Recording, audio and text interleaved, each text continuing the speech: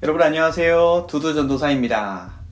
요 며칠 우한 코로나 바이러스 관련 재난 문자가 잠잠하고 또 확진자 수가 두 자리로 떨어지더니 총선이 어느 정도 진행되자 다시 재난 문자가 울리기 시작하더라고요. 기분 탓이겠죠.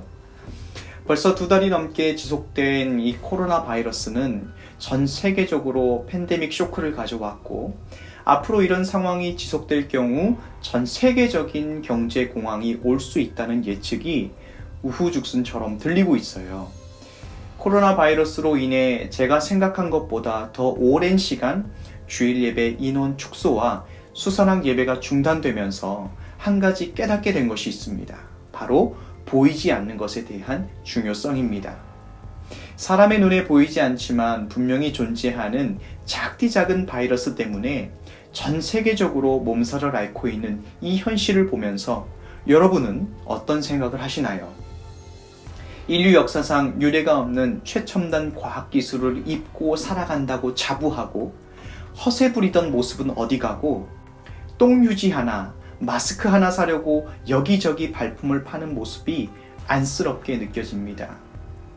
이런 어려운 상황 속에서 보이지 않는 코로나 바이러스와 사투를 벌이고 있는 전 세계 의료진들과 자유대한민국 의료진들에게 이 자리를 빌어서 감사의 마음을 전합니다. 그나마 우리나라가 코로나 바이러스의 위협으로부터 이만큼 선방한 것은 대통령이 잘해서 그런 것이 아니고 최일선에서 헌신한 의료진들 덕분입니다. 여러분, 우리 눈에 보이지 않지만 지금도 활발히 전염되고 있는 코로나 바이러스처럼 눈에 보이지 않지만 분명히 존재하는 것이 또 있어요. 바로 영혼입니다. 사람이 모든 피조물과 구별되는 것은 바로 영혼이 있느냐 없느냐 그 차이예요. 창세기 2장 말씀에서 하나님은 많은 피조물 중에 사람에게만 생기, 즉 영혼을 불어넣어 주셨답니다. 그래서 사람은 보이는 육체와 보이지 않는 영혼으로 구성되어 있어요. 하지만 안타깝게도 사람들은 눈에 보이는 게 전부인 양 보이는 육체를 위한 삶에만 가치를 두고 살아가죠. 보이는 육체를 위해서 가장 필요한 것은 결국 돈, 외모, 학벌, 능력이라고 말하면서 어떻게든 두 손에 가득 잡으려고 혈안이 되어 있어요. 이런 현대사회의 모습을 보면서 하나님께서는 어떤 말씀을 하실까? 누가복음 12장 13절에서 21절까지 말씀을 보면 예수님께서 어리석은 부자 비유를 말씀하세요.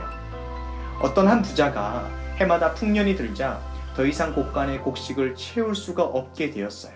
그래서 고민하죠. 그 고민의 끝에 지금 곡간을 헐고 다시 크게 쥐어서 곡식을 쌓을 생각을 했답니다. 그리고 자기 자신에게 마음껏 먹고 마시고 흥청거리면서 인생을 즐기자 욜로를 외쳤죠.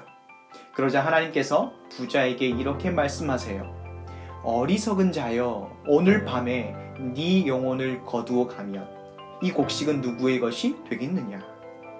사랑하는 수사랑 여러분, 보이는 육체는요 100년 안팎으로 살다 갑니다.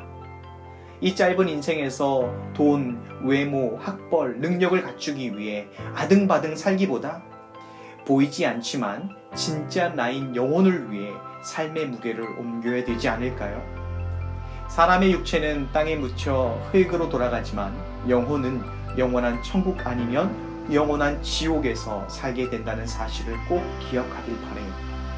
고로 예수님을 온전히 믿고 영원한 천국의 삶을 준비하는 지혜로운 다섯 처녀가 되길 바랍니다.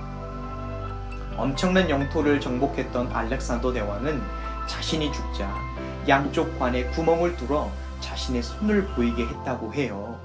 그가 그렇게 한 이유는 빈손으로 왔다가 빈손으로 떠나는 것이 인생이라는 사실을 알리기 위해서랍니다.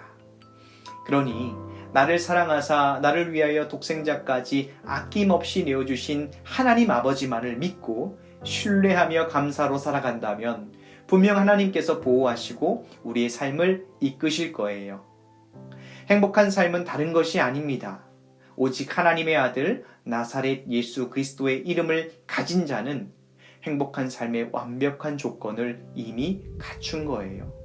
그러니 예수님을 믿는 분명한 믿음 가지고 오늘도 말씀과 기도 그리고 여러분에게 주어진 일에 최선을 다하시길 바랍니다. 그럼 여러분 한 주간도 건강하시고 샬롬.